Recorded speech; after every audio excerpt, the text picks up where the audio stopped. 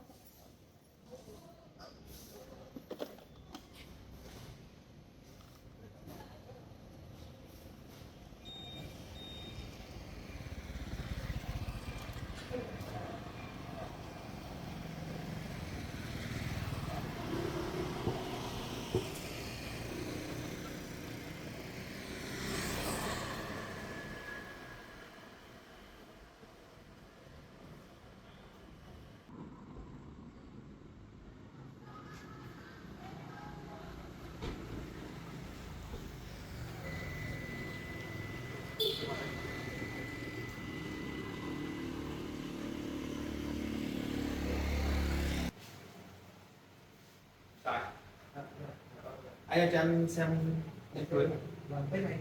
Bên này. Đây. Bên đôi đây này. Anh xem gì em nói không? Vâng. Để em xem chọn nhẫn. Xem chút đoạn nào. Đôi. Nhiều cái đẹp quá không biết chọn cái nào được. Em xem đi xem đôi nào em thích thì em bảo anh. Hôm qua lại mua cao luôn. Hôm qua Em xem vâng, đôi. anh cho em một tí nhé. Hôm qua anh mua hôm qua là em mua quán rồi, nó xoay qua cái điểm qua mua cao luôn.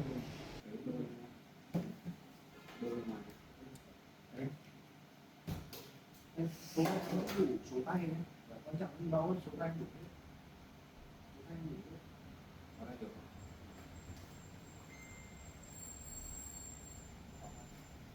Cái mẫu này. Đúng rồi. Đấy.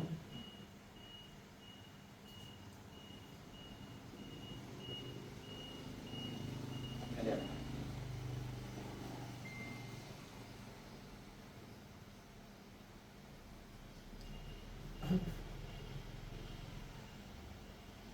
Số tay.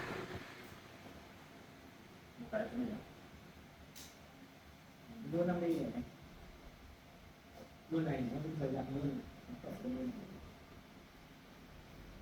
Đi hoa văn.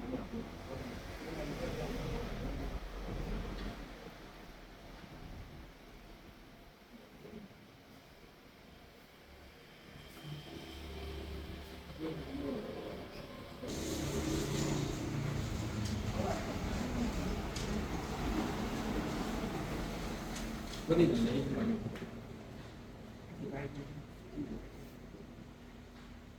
Cho anh tính em. Có thể tay không? Để anh.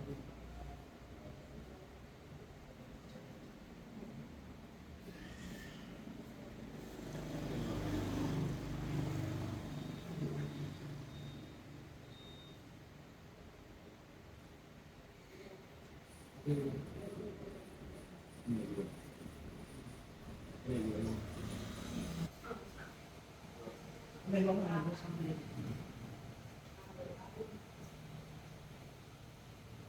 Để cái luôn. Cho nó cướp của anh. Đấy để nó xem là do cái ống thử của anh ấy. Có gì chứ ơi? Đây. Hai cái bằng nhau thì làm nước sớm đấy. Cho em bọn do số. Anh thường chị gửi có này vừa phải không?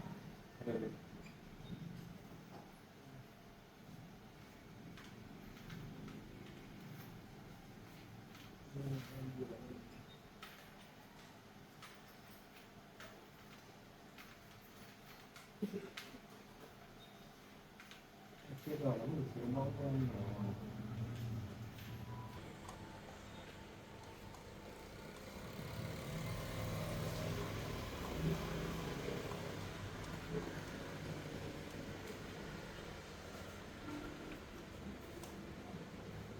6 triệu 180 là 6 triệu 180 680.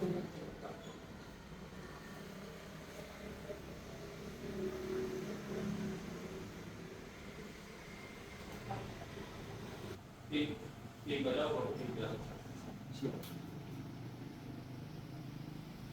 Ngoài này rồi thì 3 cân rưỡi của tìm hết rồi. đây là 3 cân rưỡi. Đấy, thì quan trọng nhất là chúng ta có Tôi cho cháu một cái này. Để học sinh cái tiêu.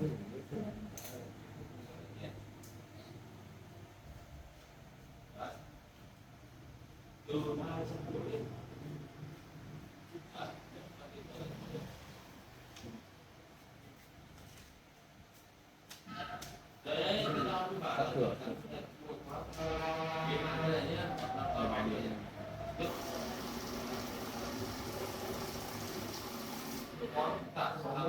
Đi 23 6 triệu. Không, nó không phải như 6 triệu. 970 đô. nó khó hơn. 970 Không, cái của mày như cái mỏ ăn là chưa vào chưa có nước. Thì biết là cũng có cái gì đấy nói cái điều nó Máy nhá. nó vô mày chưa chạy đi như là gì. Cái này là ở đây là 1 chỉ rưỡi đúng không? Là bán 1 chỉ.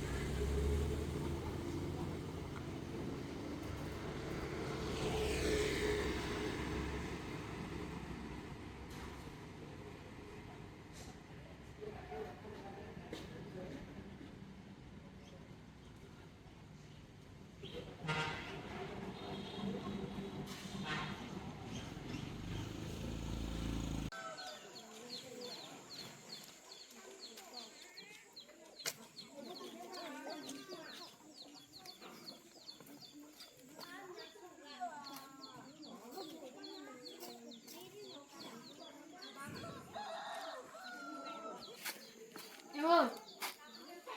Em ơi. Ơi. Mày nói gì? Ngon thế. Được 2 hôm cũng gặp chị sao là nhìn xinh thế nhỉ? Tao lúc này đẹp. Tao đang có chuyện gấp muốn bàn với mày đây. Chuyện gì ấy, chị cứ ngồi từ từ nói xem nào, chuyện gì đấy? Ôi mày không biết à, hai đứa kia sắp cưới đến nơi rồi. Thì nó sắp cưới rồi mà, sao đâu? Mày không lo à? Lo Vợ thì mày lo chứ. chứ. Vợ mày sắp bị người ta cướp đến nơi rồi. Ôi giời, căng đấy nhỉ. Có gì thì chị cứ nói xem nào. Nó cưới thì lúc nào nó cưới biết đâu. Qua tao đi gặp hai đứa nó đi chọn áo cưới rồi đấy, đi chụp ảnh rồi đấy. Thật à? Thật Thế chứ. thế bảo chị mà thích cái anh cái thằng bác sĩ kia thì chị ra cho chị mấy cái chưa tính kế cho chị, thế chị không tách được à? Ôi tao chả làm được gì nó ấy, mày đi hộ tao đi. À đố phải mua cái việc đấy thôi mà thích cái bảo người yêu mà không làm được cái chuyện đấy nữa. Mày đi hộ tao đi, vợ mày nữa cơ mà. Mày đi tách cái con kia ra đi. Giờ tao đang em đang ở sổ đen, bây giờ đi không đi được này, đi cái là tí bị tóm luôn đấy. Ai làm gì mày đâu, mày đi theo tao đi. Để mỗi chị giải quyết được thôi, về chị không giải quyết được nữa thì bây giờ chị em cũng mất, chị cũng mất thôi. Cái gì đấy, mày còn nằm ở đây nữa. Ôi mày đi giúp tao đi. Bây giờ em giúp kiểu gì được? Em cũng muốn đi giúp lắm nhưng mà bây giờ giúp kiểu gì? Bây giờ em đi ra kia thì chắc chắn là cái thằng bác sĩ kia là chắc chắn là cũng đuổi em rồi, không cho em vào nhà rồi. Trời, không biết làm thế nào được nhỉ. Thế hôm qua chị đi gặp hai cái đứa kia nó chụp áo cưới thật à? Có đi chụp ảnh cưới thật đi. Tao đi xong nó còn đuổi tao về cơ mà. Của chị cũng giải quyết thì em giải quyết kiểu gì? Giờ tao cũng không biết làm kiểu gì đây. Hôm qua tao thấy bọn nó mặc áo cưới cả đêm tao không ngủ được này. Bảo chị bảo là cái hành như thế rồi bảo chị đi tách cái đứa kia với cái thằng bác sĩ kia ra chị này. Không chị không biết là mưu kế gì nữa à? Lôi cái thằng bác sĩ kia đi chứ, tách nó ra làm kiểu gì cho cái bà cái đứa kia cho nó bực xem nào. Tao đi gần nó còn cứ tránh tao ấy, tao còn chả biết làm cái gì đây. Mày cứ đi hộ tao đi. Bây giờ em hộ cái gì bây giờ? Tao đi gần nó cứ đẩy tao đi ấy. Bám kéo đi về, kéo lôi đi xem nào, ôm ấp xem nào cho cái đứa kia nó bực xem nào. Thôi mày đi hộ tao đi, tao trả tiền công cho mày. Cả cái chị trả tiền công em cũng không dám đi đâu. Mày đi hộ tao đi. Chị giảm cả cái chị giảm bao nhiêu thế em cũng không dám đi, đi cái là người ta nó báo công an cái là tóm đi luôn đấy. Không phải mày đang không có tiền tiêu à? Mày đi đi. Tao trả tiền cho mày. Cả cái chị cho em bao nhiêu em cũng không đi đâu. Đi xong thì em lại đi vào cái trại thì em phát ngán rồi. Đi vào. Đi đi, tao bảo kê cho mày. Chị sao mà bảo kê được? Nhà tao giàu mà. Biết chị giàu hay không giàu em biết đâu có đến nhà chị bao giờ đâu. Mà biết. Mày cố đi giúp tao đi. Em không đi hội được đâu chị ơi. Bữa mà bày mưu tình kê thế là chị không kê nữa, bây giờ nó đi chụp ảnh cưới các kiểu rồi bây giờ chị về đây nhờ. Chị cứ xuống kia xong rồi chị xem nhân cơ hội bây giờ nó chưa cưới thì chị ra kia tách đi. Tốt nhất là chị đi ra kia chị cáo luôn cái thằng bác sĩ kia, cáo đi ra ngoài luôn đi. Cáo đi về luôn rồi. Mày đi hộ tao đi. Bây giờ em đi sao hộ được nhỉ? Mày con trai mày mạnh hơn tao, mày kéo hộ tao. Đấy người yêu của chị cơ mà. Không đi đâu, chị cứ ra kia, bây giờ chị ra kia chị nhân cơ hội là có cơ hội là chị cứ kéo cái thằng bác sĩ kia ra đi. Mày không muốn lấy lại người yêu của mày à? Có chứ, bây giờ có giải quyết được cái gì đâu, đi vào đến kiểu chưa gặp mặt cái thằng bác sĩ gần đuổi rồi. Toàn lấy công an để dọa rồi đi cái lịch cái là thả bị tóm luôn. Mày nhát thế. Thôi tao đi đây. Thôi chị cứ đi đây ra kia, nhân cơ hội là có cơ hội gì là chị cứ kéo là tách được mà. Làm kiểu gì cho cái người yêu của nó kia, cái bà kia nó bực vào. Thôi mày đi hộ tao đi. Đi. Thôi chị cứ đi đi. Chị bây giờ còn ở đây kéo, bây giờ người ta mặc váy cưới hay là kia người ta làm cưới, bây giờ chị còn ở đây luôn kéo à? Cả vợ cả con mày đấy, mày không đi hộ tao đi còn. Đi. Bây giờ không phải con em đâu, bây giờ em ký giết cho cái thằng bác sĩ kia nuôi hết, bây giờ em lấy được đâu, tưởng chị tách được ra thì em Sao mày lại ký giấy cho người ta nuôi con mày làm gì nhỉ? Trước ở trong trại kia nó thằng bác sĩ kia với kia ông kia thả vào dọa đấy. Trời ơi, nhát thế. Thôi chị bây giờ chị còn ở đây á, bây giờ như em đi xuống kia bây giờ còn nhân cơ hội bây giờ còn chưa cưới các kiểu không, chị bây giờ còn ở đây tí. Đi hộ tao đi. Em bảo nó không đi Đi được, mà. đi phát là tí không. Chị bảo chị đừng ném bây giờ đi xuống kia, bây giờ chị còn nhân cơ hội chị còn chưa đi. Đây làm cái gì? Chị xuống dưới kia xem là chị cứ thấy bọn nó hai vợ chồng làm cái gì ấy. Thế ngứa mắt của chị cứ làm kiểu gì cho hai vợ chồng kia ghen bực nhau đi. Chị còn ở đây có mà. Như em là từ nãy em đi bây giờ đến nhà bây giờ em còn kéo hai vợ chồng kéo còn bỏ nhau tách nhau ra đấy. Giờ tao đi ra kia chứ nữa làm sao mà tao đi kéo được nhỉ? Tao đàn bà con gái mà đi kéo được nó nhỉ? Mày đi hộ tao đi. À đâu, em bảo với chị bây giờ chị ra kia cái gì ngứa mắt thế là một nó hai đứa nó làm cái gì ngứa mắt là chị cứ vào chị cứ lăng quăng chị kéo rồi làm cái gì chị cứ làm cho hai đứa nó bực nhau được chứ. Mày đi hộ tao đi. Mày lỉ đấy nhỉ, mày nhát đấy nhỉ? Em bảo không đi hộ được chị đẹp rồi, chị đẹp em bảo rồi. Đi, rồi chị đi đứng đây làm gì, chị đi xuống xem nào. Mày đi theo tao đi. Thôi em không đi được đâu. Mày không đi tao không tự đi.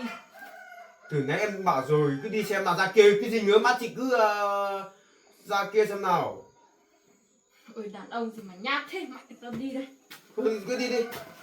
Nhưng mà chị thế bày nhiều tình kế cho như thế rồi còn.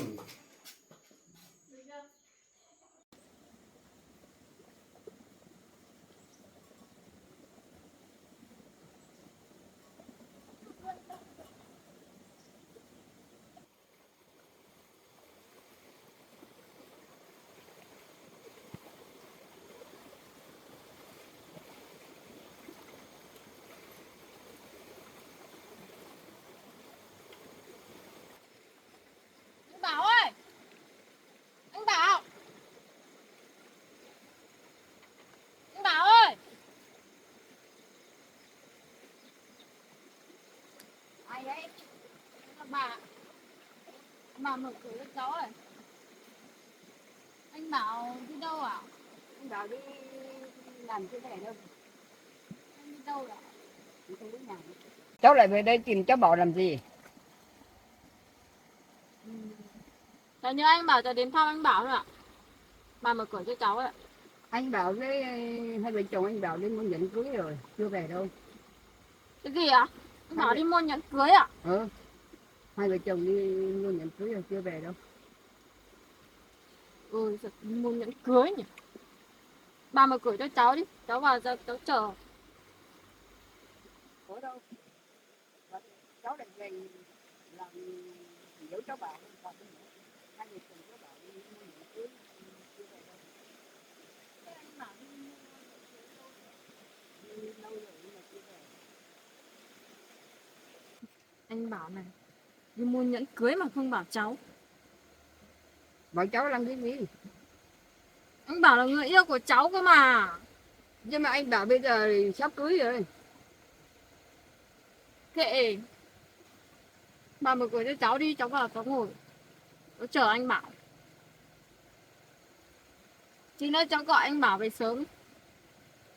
Bà mở cửa đi. Bà ơi. Không mở đâu. Bà. Bà không mở đâu. Đi. Bà ơi, bà mở cửa cho cháu đi. Bà ơi. Bảo lâu quá. Anh Bảo này, hôm qua đi chụp ảnh cưới, hôm nay lại đi mua nhẫn cưới. Mình không thể để mất anh Bảo được. Nếu anh về mình phải gấp anh Bảo về mới được. Cháu ơi, cháu đi về đi, cháu Bảo sắp cưới rồi. Bà mở cửa cho cháu đi. Bà không mở. Bà xuống đây mở cửa cho cháu đi. Bà đã bảo rồi. Cháu Bảo sắp cưới rồi, cháu về đây làm dỗ cháu Bảo làm cái gì? Thì anh Bảo cưới chứ. Không mở cửa cháu cứ đứng ở đây chờ đây. Bà xuống mở cửa cho cháu đi. Ơi.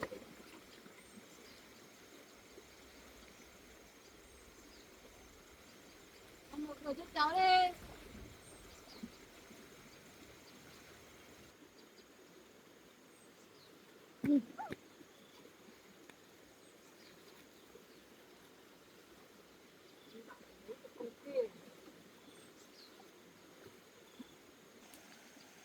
Tiền sao mà xứng đáng với anh Bảo. Người thì xấu, người thì câm.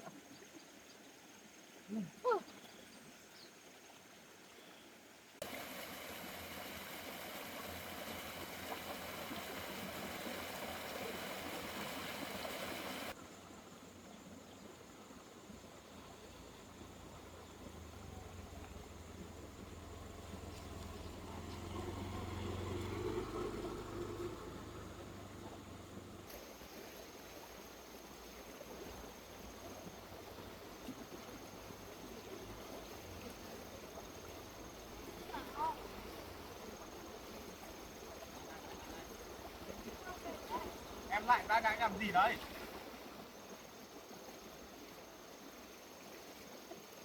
Nhà anh ở chỗ này em ít đến là đến à? Đi đâu về đây? Đi đâu làm gì của anh? Em đứng đây chờ anh lâu. Thôi tránh đi chỗ khác đi. Đâu là việc của anh? Bà ơi! Tối đồ của anh các bạn. Bà ơi! Bạn đưa đây cho anh à? Anh mua Làm quà gì cho đấy? em phải không? Anh mua cái gì đấy? Đồ này đồ của anh nhá, đừng cầm đi nhá. Đây, làm gì đây? Em không cho. Này, làm gì đấy? Này, em có biết ở trong đây có cái gì không đây? Hả? Đưa đây tay nào?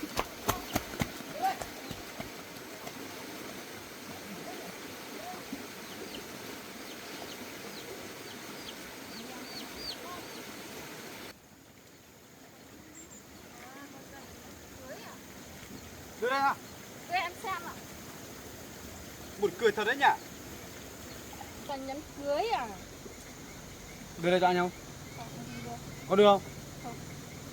Đưa đây. Anh mà cứ từ đây anh nhắm xuống dưới đấy. Em có quyền gì mà đi cầm đồ của anh nhỉ? Anh cứ đứng gần Đưa đây. chị kìa. Đeo gì mà đeo, đưa đây. Tay đứng này. Có đưa đây không? Đưa đây. Bảo nhỉ? Đeo cái gì? Nhẫn anh ngồi nhẫn cưới cơ mà. Anh lấy lại lên đấy.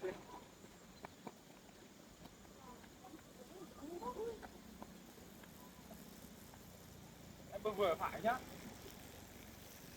Thôi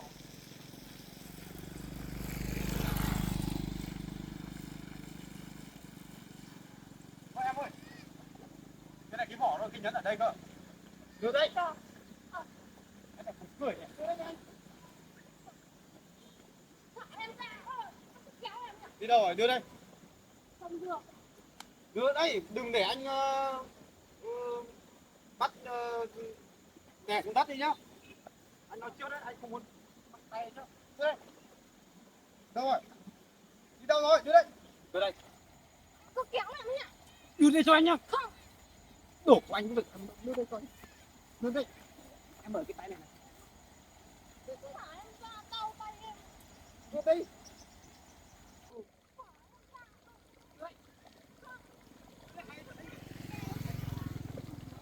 Làm gì đây? Nhắm luôn này.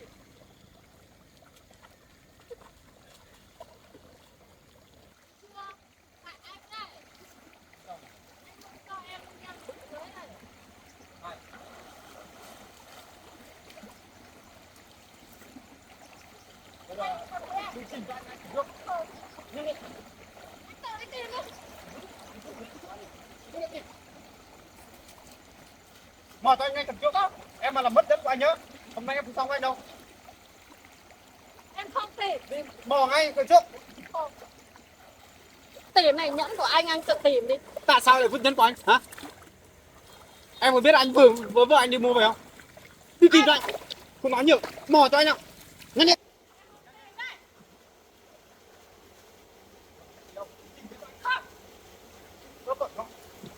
Tìm anh. Em vứt thẳng trong cái số to này thì đâu tìm bây giờ? Tao như tìm anh. Em mà không tìm cho anh nhá. Không tìm thấy cho anh chỉ nữa. Em phải đền hết nhá. Tìm theo chứ. Không để đâu. Sao lại vứt nhẫn của anh làm gì? Đi mời. Không cần biết đâu. Nếu mà nhẫn của anh thì mất đấy nhá. Em cẩn thận anh nhé. Về. Mất em mua đền nhá. Một chút đấy. Tìm đi. Không về. Tìm anh. Bây giờ anh không cần biết. Em làm mất. Nếu mà mất nhẫn của anh nhá. Em đền nhá. Một chút đấy. Tìm đi. Không. Tìm cho anh. Không tìm đâu. Đó là một cô gái bướng bỉnh mà. Bướng cực luôn. Đi mở xuống nước cho anh thì thật trương. Tìm đi.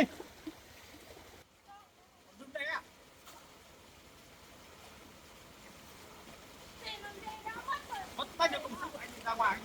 Hết gần một ngày trời đi mua được cơm nhắn đây. Tìm đi.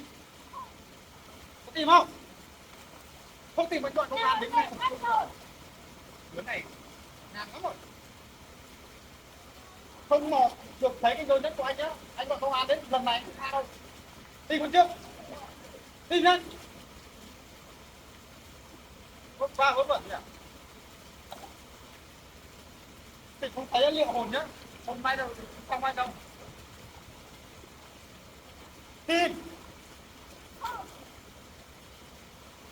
Cười gì mà không biết xấu hổ à?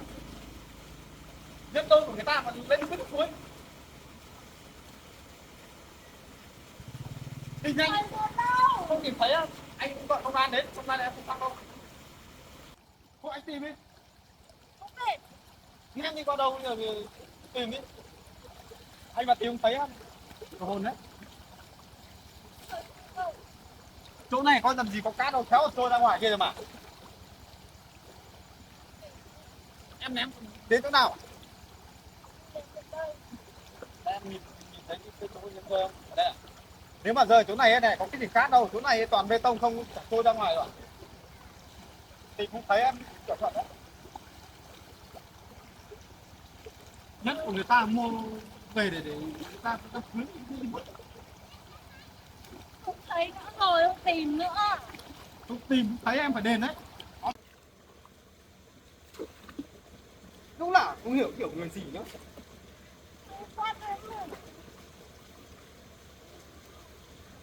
Đừng nóng rồi nhá. Tìm vẫn còn chưa ấy. Bây giờ như kiểu mò kim đáy biển này đi đâu tìm. Thấy nữa đâu. Mệt lắm rồi đấy. Không đấy. Trời sắp tối nữa. Mất việc rồi đấy. Nhà em nhiều tiền mà. Tìm không thấy thì mua đôi mới cho anh. Không. Đền tiền cho anh đấy. Không phải đùa Mua đâu. cho anh làm gì nữa. Để Em cứ còn thử không mua với xem, vợ. không đền cho anh nhá. Rồi khách có con ăn tận nhà. Em mà không tìm được thấy á. Mai em không xong anh đâu. Rắc rối lắm giờ. Tìm đi, đừng lên gì. Không thấy nữa đâu. Không thấy là hôm nay em cẩn thận đấy.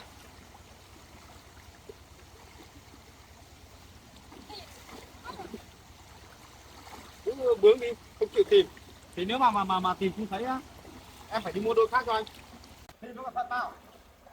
Nó làm cái gì á?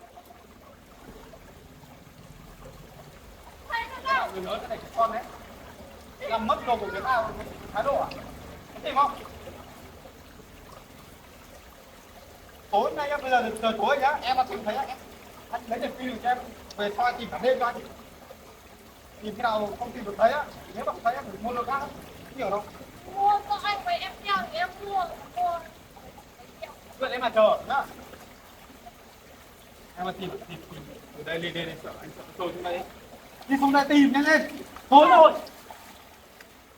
Đi xuống đây tìm em. Nhanh. Bạn mất cái của ta rồi đứng đây không hiểu sướng nhỉ. Anh đẩy em ngã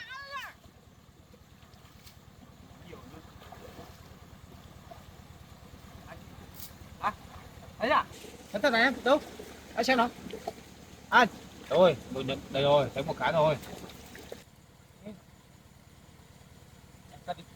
Thấy một cái này. Thấy một cái đấy. Tìm tiếp còn một cái nữa. Tìm đi. Đấy em ném xuống đây đâu, không chưa vào bên này. Tìm đi. Hay là em để trong người rồi? Hả? Có đâu, em ném hết rồi. Hay là để một cái trong người hả? Em vứt hết chưa? Hả? Kiểm tra túi quần nữa nào. Em đi có cái gì nữa đâu. Hay là vứt một chiếc. Anh tìm đi, còn gì nữa là cái đấy nói. Bây giờ anh hỏi thật đấy, có để trong người một cái không? Em ném rồi. Ném tìm đi. Ném mới tìm đi. Mất tài sản lắm nhá. Anh cho em về đi. Ở đây chắc là ném cái đấy chắc cái cùng nhau đấy. Anh cho em về nhá. Em ra kia xem anh. Một cát đây.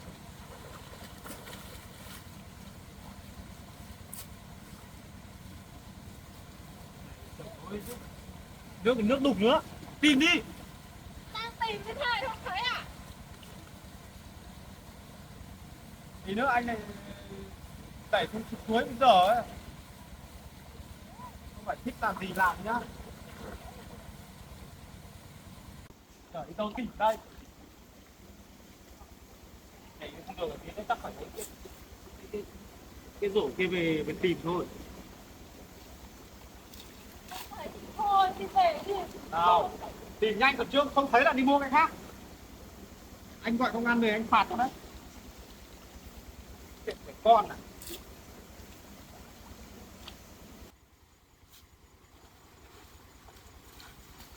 Thấy rồi. Cứ đây. Tìm cái từ đây đây nào. Cái này giả là anh. Đấy, cứ đây.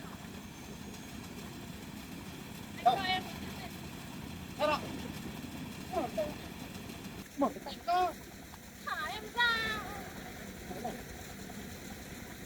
Mở ra.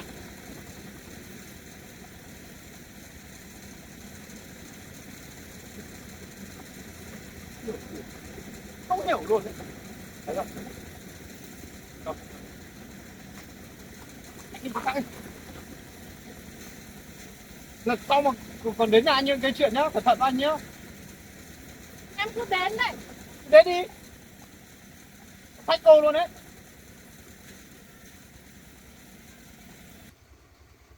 Bây giờ còn muốn tìm nữa à? Em muốn lấy anh. Thích thì ra ngoài cái bà mua. Anh mua cho em cơ. Ôi, nói nhiều anh cực về này pha chứ. Anh chịu em về đấy. Nên anh mua về để anh tổ chức đám cưới với vợ anh, nhưng mà em người ngoài liên quan thì em chiếu ở đấy. Thích phá đám à? Hả? Em thích đấy. Làm gì được em? Cố chấp thế. Em mà cứ cố chấp thì em phải trả giá đắt đấy. Đi về đi. Nói nhiều đi về đi. Một lấy à? Này. Cầm đi mà giữ. Gửi gì mà có ăn có học mà kém được đấy. Không có ai yêu đương thì cô đâu.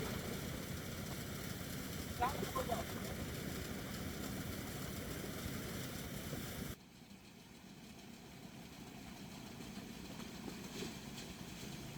Còn hôm nay coi nha anh hả? Mai em phải ra đây tiếp. Mày phát một điện thoại đấy. Mà. Cháu vừa với Mận đi mua nhẫn về. Gặp ngay cái con bé đấy. Có gì ạ? Cướp đôi nhẫn của cháu đi, xong là chạy ra bên kia. Cháu bắt được vậy. Con bé đấy lại vứt xuống suối. Mình thấy rồi cháu. Cháu mò mãi với thầy đấy. Thật đấy. Thì cháu biết đây về lâu rồi. Anh cứ ngồi nó bảo nó chờ cháu về thì về. À hắn mới mở cửa cho nó vào, bà không mở. Bà nhìn cái mặt nó là không tốt thế nào rồi. Về lâu rồi hả bà? Vâng. Nó về nó bảo là nó chờ cháu, nó gặp được cháu thì nó mới về, chứ bà không mở cửa cho nó, nó ngồi ở ngoài cổng. Con bé này Vâng. láo lắm.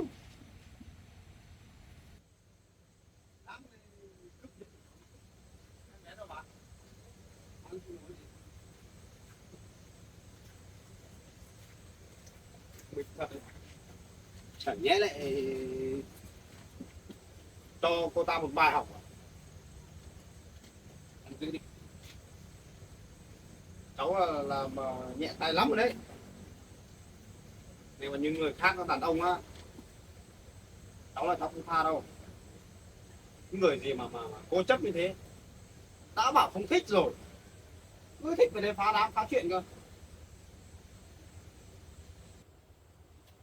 Cháu ạ, mình thấy được là tốt rồi.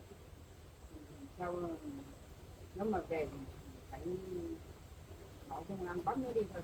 Và nhìn cái mặt nó không tốt thế nào đâu. Hai vợ chồng cháu về đi trên xe về đang vui, về gặp ngay cái đứa này, không biết có phải người không nữa. Hôm qua cháu đi chụp ảnh cưới như thế, chẳng biết là có ai nói ra không mà hai vợ chồng cháu vừa mới vào đến đấy đang chọn áo cưới thì đang chọn cái váy cưới ấy, để chẳng biết từ đâu chui ra, xong là nói thế này thế kia, không cho cháu với Mận chụp ảnh cưới. Con bé có cái quyền gì? Mình thật. Sau một còn đến nữa, cháu báo công an đến cho đi luôn đi. Cái đứa này chắc phải ngăn chặn sớm đi. Không mấy nữa mà nhà mình mà tổ chức đám cưới là kiểu gì chắc con bé này cũng đến để phá đám đấy. Mai mà còn đến nữa là cháu sẽ không tha đâu.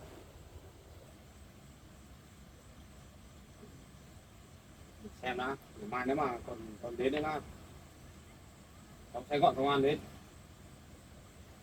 Đúng như cháu ạ, thì phải nó hay về đây nó phá đám thế này thì các cháu cũng có cho công an về bắt nó đi ra mấy hàng tuần hay lúc nào các cháu thì nó chút xong thì cả thả nó ra cũng được.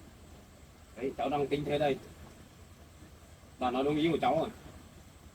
Mai mà còn đến nữa là cháu sẽ gọi công an đến, xong là cho đi giam 1 tuần đi.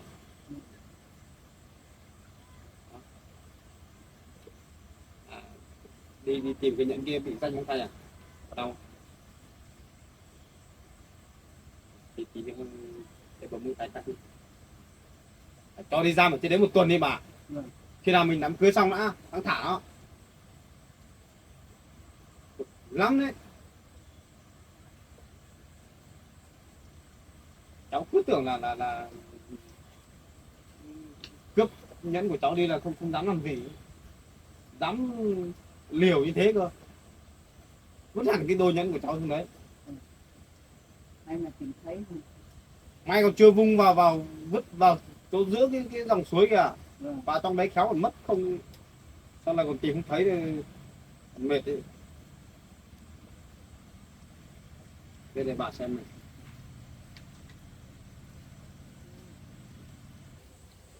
Đôi nhẫn này đẹp thật đấy cháu ạ. Bà ngày xưa không bao giờ thấy cái này đâu. Cái đôi nhẫn này bây giờ bà mới thấy được của hai cháu thôi. Làm, từ ngày các cháu yêu nhau đến bây giờ, những việc tổ chức đám cưới này thì bà cũng vui cho hai cháu lắm. Hai cháu nha, bà mong đám cưới của các cháu suôn sẻ. Vâng, cháu mong là không có chuyện gì. Bây giờ còn thêm một con bé về nữa, nó cuối lắm cơ. Còn cái chỗ cổ tim kia nữa. Giờ mẹ cổ tim thì không sao rồi, bây giờ là cho lên chỗ công an kia thì cũng sợ rồi. Còn mất cổ tim nữa, con bé này thôi. Chắc tim bây giờ thì đi trong chạy ra thì chắc cũng kiếm gọi rồi với gần đai với không phải. Vẫn chưa thể tin tưởng cổ tim được. Phải cẩn thận số cổ tim ấy. Mà lâu lắm mình bà cũng hay tới cháu Kim về đây rồi thì cháu hai cháu Kim đi làm. Không phải, cháu là sợ là cổ tim nó im lặng, xong là một thời gian khi nào đến cái hôm mình có cái đám cưới kia ấy, thì cổ tim nó bắt đầu mới xuất hiện, hoặc là tìm người về phá phách thì thế này thế kia, thì lúc đấy mới là đến giờ việc. Bà cũng vui lắm cháu ạ. Để cho tổ chức cái đám cưới này xong rồi có cái chuyện gì xảy ra là bà mừng lắm rồi. Vâng, cháu hy vọng là vậy. Con bé kia vứt cái hộp đựng nhẫn của cháu rồi vào cái ruộng kia vứt hết nhỉ. Bây giờ còn chắc phải tí nữa phải lấy cái máy xay tóc kia về xay cho cô đi. Quan trọng thế này. Thôi em không giữ nhá, em giữ anh không an toàn đâu, để anh gấp đi và anh mang đi cho vào xe, để trong xe ô tô thôi. Không thì để nhà mình tí nó con bé kia lại đến nó lại, em đi làm bà ở nhà bà không biết lại trộm bao giờ.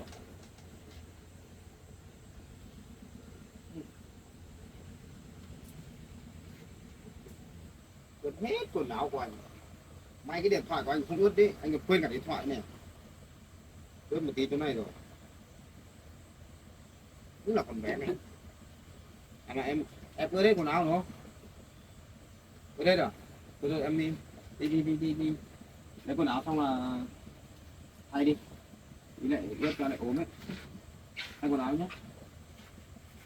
Anh nhóm lửa xong là anh đun nước cho em tắm. Bà cầm hộ cháu nhé. Cháu đi nhóm lửa đun nước.